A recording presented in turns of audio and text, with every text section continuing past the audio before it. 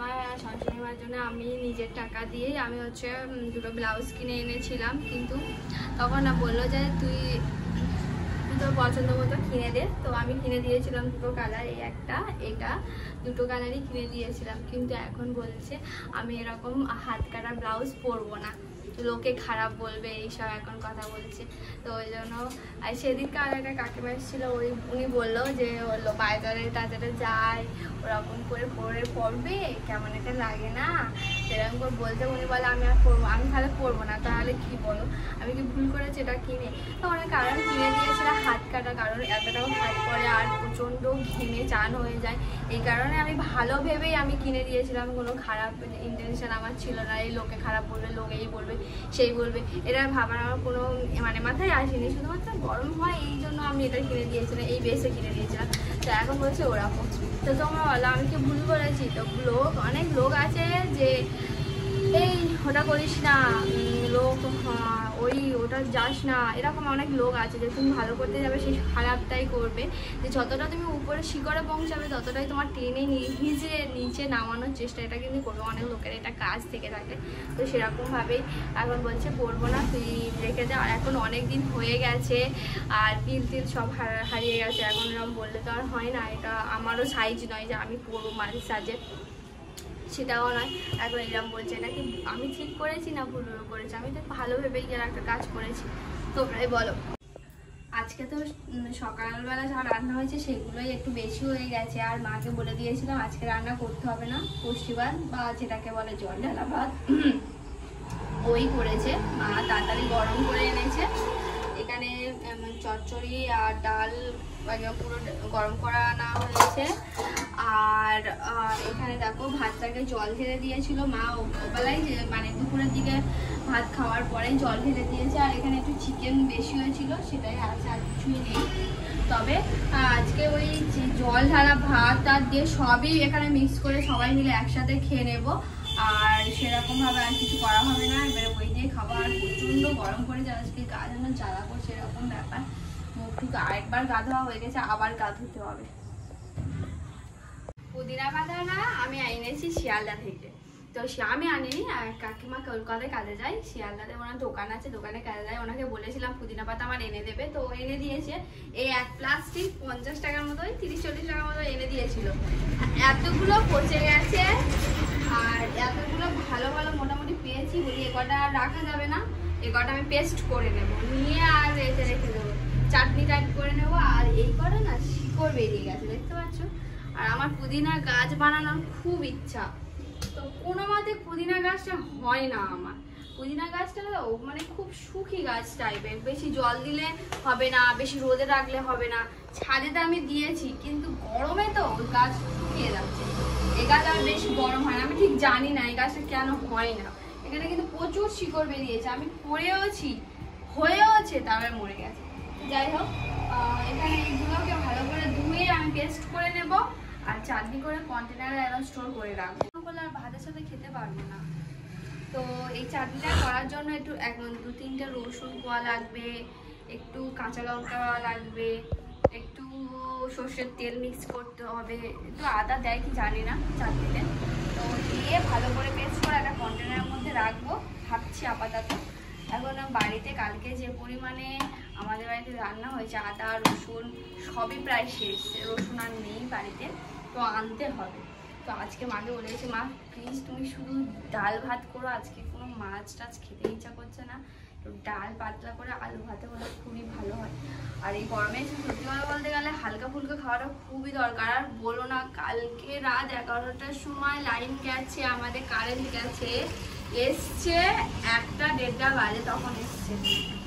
মানে কি বলবো, মানে কোনো ভাবতেই পারছি না, আর এত অসহ্য বিরক্তিকর লাগছে না কি বলবো। আকাশে বিদ্যুৎ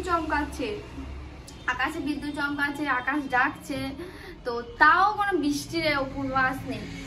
আর একটা মিনিট এখন পাখা বন্ধ করে মানে বসাই যাচ্ছে, সেখানটায় 3-4 ঘন্টা আমরা কারেন্ট অফ হয়ে পড়ে রয়েছে, বুঝতে পারছো তোমাদের কি অবস্থা।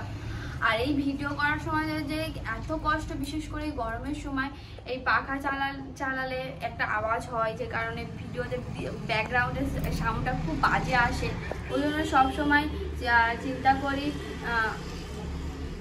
যে একটু পাখা অফ করে ভিডিও করা, কিন্তু আমি আমার ভিডিওর মধ্যে শুধুমাত্র আমার ফোনটাই রয়েছে, এছাড়া কিছুই নেই, মাইক্রোফোনও নেই, আমার স্ট্যান্ড নেই। আমার ওপারে আমার ভিডিও করে দেয় আমার বর, তো একটা ভাবছি এবারে মাইক্রোফোন একটা কিনতেই হবে, কারণ আমাদের বাড়ির সামনে বাড়ির সামনে প্রচুর হারে না গাড়ি যায়, মানে একটা সেকেন্ড মানে অফ নেই যে গাড়ি যাওয়া। আমি কথা বলবো মানে আমার কথাটা ওই আওয়াজে একদম কভার করে নেয়।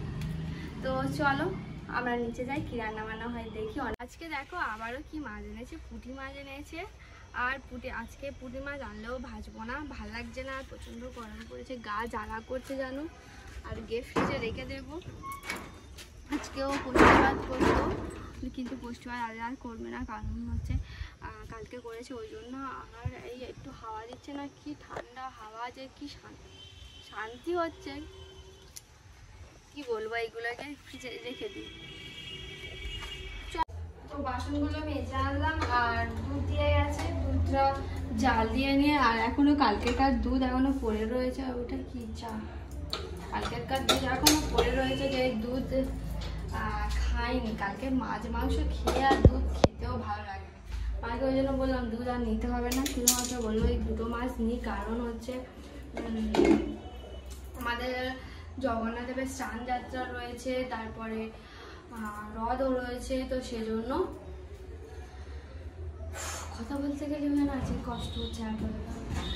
রথযাত্রা রয়েছে, সেজন্য মা বললো যে কটা দিন কেটে যাক, তারপর না দুধের তো লাগবেই স্নান করার জন্য, আর একদিনের জন্য তার কেউ দুধ দেবে না, সেজন্য। গরমের মধ্যে আমি একটা নতুন রেসিপি ট্রাই করছি বন্ধুরা। তো সবাই কিন্তু তালের বড়া খেয়েছো, আমের বড়া কি কখনো খেয়েছো? আজকে আমি আমের বড়া ট্রাই করতে চলেছি। তো বাড়িতে আজকে অনেকগুলো আম রয়েছে, কারণ কালকে পিসি এসেছিলো, অনেক আম এনেছিল, তো ভাবলাম আমের বড়া কেমন খেতে হয় তো করা যেতে পারে। তো কিভাবে বানাবো তোমাদের সাথে সেটা শেয়ার করবো। তো চলো তোমরাও কিন্তু একবার বাড়িতে ট্রাই করতে পারো, কারণ এখন কিন্তু বাড়িতে কিন্তু আম পচেই যাচ্ছে, আর আমের সিজন মানে বুঝতেই পারছো।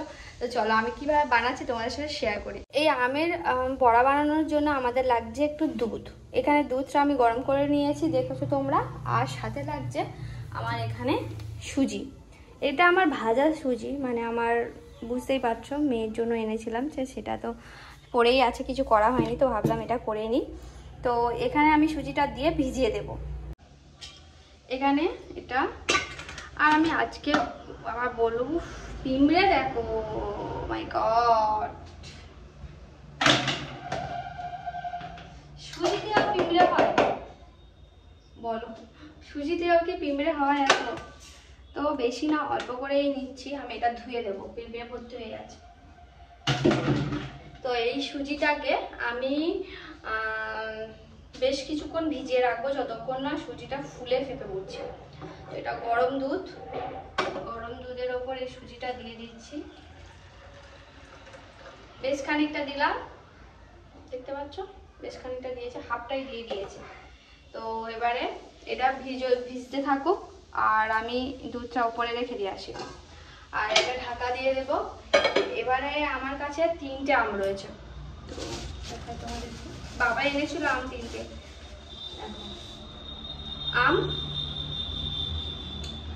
আম দুটোকে এবার আমি এটাকে, যেমন তালে যে আমি শাঁসটা বের করে নেয়, এটাও কিন্তু আমি এর নদটা শাঁসটা বের করে নেবো। তো চলো বের করে নিই, তুমি কেমনভাবে বের করছি সেটাও দেখাবো তোমাদের। তো আমার 3টে এরকম সাইজে আম লাগবে, আর সাথে লাগবে এরকম একটা ছাঁচা, যেটা কিন্তু খুবই দরকার। এই ছাঁচা নেব, আর আম কটা আমি কেটে নেব, আর এর খোলাগুলো আস্তে আস্তে ছাড়িয়ে নেব। এরকম করে খোলাগুলো সব কটাই আমি এখানে ছাড়িয়ে নেব। আর এখন আম এত পরিমাণে হয়ে গেছে যে দেখো,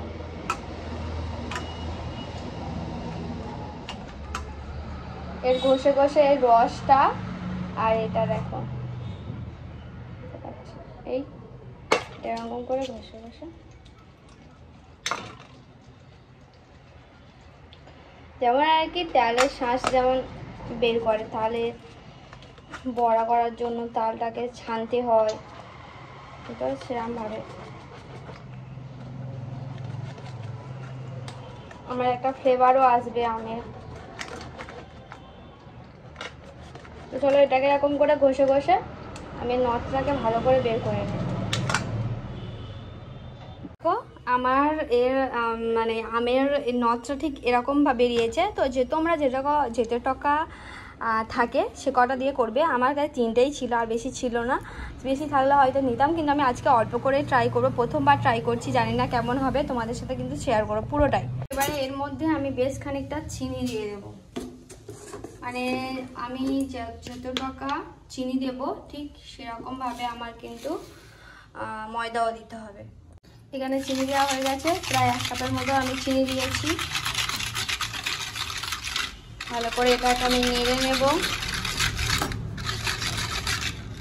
নিয়ে আমি এখানে এই 1.5 কাপের মতো আমি এখানে কিন্তু নিয়েছি হচ্ছে ময়দা। এটাকেও আমি এরকমভাবে ভালো করে ফেটাতে থাকবো যাতে গুলটি না মেরে যায়। ভালো করে ফেটিয়ে তোমাদের সাথে দেখা হচ্ছে। এখানে একটু হালকা দুধ দিয়ে দিয়েছিলাম, কারণ একটু মানে এর যেটার গামলাটা ছিল ওটার চিনিটা অনেকটা লেগেছিলো। তো তোমরা চিনিটা দেবে যতটা মিষ্টি যেমন খাবে আর কি। এবারে এটাকে আমি ভালো করে ফেটিয়ে একটু চাপা দিয়ে রেখে দেবো। দেখো আমার ব্যাটাটা ঠিক এরকম হয়েছে, তো তোমরা এরকমই করবে। তো এবারে আমি কড়াই বসাবো। দেখো একদম পুরো থপথপে হয়ে গেছে। তো আমি এখনো কিছু খাইনি, এই রেসিপিটা করতে করতে আমার খাওয়াই হয়নি এখনো পর্যন্ত। তো ওভেনটা অন করি, চলো। দেখো বন্ধুরা কত সুন্দর, মানে আলুর মতো একদম ফুলের টুকু হয়ে গেছে। আমি ভাবতেও পারিনি এত সুন্দর আমি বানাতে পারবো প্রথমবার ট্রাই করে। তোমরা অবশ্যই বানিও, আর আমি সব কটা বানিয়ে নিই, তারপর তোমাদের সাথে দেখা হচ্ছে। মাদেরকে সবাইকে দিয়েছি। ও প্রথমে বড় স্টাইলে করছিলাম, আর এত গরম লাগছে আর ভালো লাগছে না, ওই জন্য আমি মালপোয়া স্টাইলে করে দিচ্ছি। আর ভালো লাগছে না, কি গরম লাগছে, পুড়ে গেল গো। তো মাদেরকে দিয়েছি, মা বলে ভালো হয়েছে। প্রথমবারটা একটু মিষ্টি কম হয়েছিল, আর আমি একটু সত্যি কথা বলতে আমি মিষ্টি খুব কমই দিয়েছিলাম, কারণ বলি আমি এমনিতে না মিষ্টি এখন খুবই কম খাই। আর রান্নাবান্না হয়ে গেছে, এবার খেতে বসলে 2-3টা পাকা চালিয়ে নলে একদম গরম চা পড়েছে। আমাকে দাও। আজকে পটল ভাজা, ডাল হয়েছে, আর কালকে আর একটু মাছ ছিল, সেই মাছটুকু করা হয়েছে, আর কিছু করা হয়নি। আর সেই ফ্রিজে একটুখানি মাংস ছিল, সেই মাংস দিয়ে একটু হালকা একদম গায়ে গায়ে করেছি। চলো খেয়ে